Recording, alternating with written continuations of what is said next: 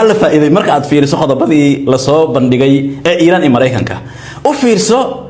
إذا ماذا مريكانكا شلي غرغرتن كما تاجنين بريغا دحي إنay ka baxaan maanta غرغرتن كاسا taagan arintii ay diidanayeen mareykanka ahayd in magdhow la siiyo Iran magdhowgaasoo dabcan tiro badan waa ay aqbaleen mareykanka way ogol yihiin Trump wuxuu taagan yahay war wax walbaan bixinaynaa okay Hormuz Iran inay 2 milyan ka qaadato ayna hore uga qaadan jirin control kaamil ay yeelato ayna hore u lahayn waa arin cusub mareykanka ay ogolaadeen aydan waxa si cusub oo la yaab leh Iran dabcan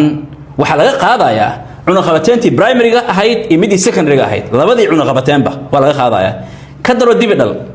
wax walbo hantideeda ah la freeze gareeyay ee hore loo xayiray Iran waa la fasaxayaa hantidaas bal isweydii yaa bandar fadhiya marka aad fiiriso kooxihii dagaalamay ogow arbaha juga ku dhacday dhaqaalaha burburay waxayna u badan tahay sida la leeyahay in ayaga dhaqaalaha laga qaado adiga say kula tahay ma bixin doonaan mise xoogay gargortami doonaan sidaas oo kale ku darso waxa la leeyahay mataqaana mareykanka asaga una isu soo jawaabay oo sidee ah yaani Pakistan gacantiisa ku jirta shalay marka uu waqtiga qabtay oo yiri 48 saacaad haysataan oo saacado kooban ay ka dhiman tahay xilligii lagu ballamay maxaa dhacay Pakistan ha soo boodo 15 qodob ha soo bandhigto oo inta ugu badan ba Iran u danaynaya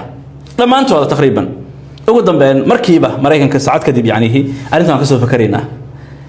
20 daqiiqo kadib haddana markii saacad 20 daqiiqo markay tahay waan aqbalna anaga Iran ha soo aqbasho ugu dambeyn almuhim sidaas lagu heshiiskan ma taagnaan doona waa su'aal marka waxay u badan tahay inuunan taagnaan waa laga yaabaa inuu taagnaado laakiin waxay u badan tahay inuunan taagnaan sababta maxay tahay Israa'iil illa dhaw Hizbullah ka foqa ilan heshiiska waxa ku jira Iran ay xirtay shuruudaha lagu daran ay ahayd in dagaalka haduu joogsado si kaamil u joogsanayo oo Hizbullah aan la taaban doonin Israa'iil ma ogolaan doontaa marka Hizbullah inay taaban dabcan ma ogolaan doonto heshiiskani ku jirta macnaheedu waxa weeyaan haddii Israa'iil Hizbullah taabato Iran Hizbullah ay u helinaysaa oo Israa'iil soo weeraraysaa meeshaasi marka waxa falanqayaasha qaar ay leeyihiin mareykanka hadduu hal mar lugta kala baxa arintan kuma laaban doono oo waxa ay noqon doontaa Iran iyo Israa'iil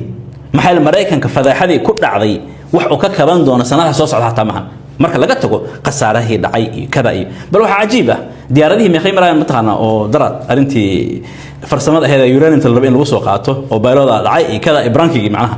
sideeda la sheegayaa warbaahinta qaarkeed 9 ay sheegaysaa warbaahinta qaarkeed 12 ay sheegaysaa ka soo qaad hatta 6 inay yihiin laba helicopter laba C-130 ah laba drone ah iyo laba kala diyaaradaha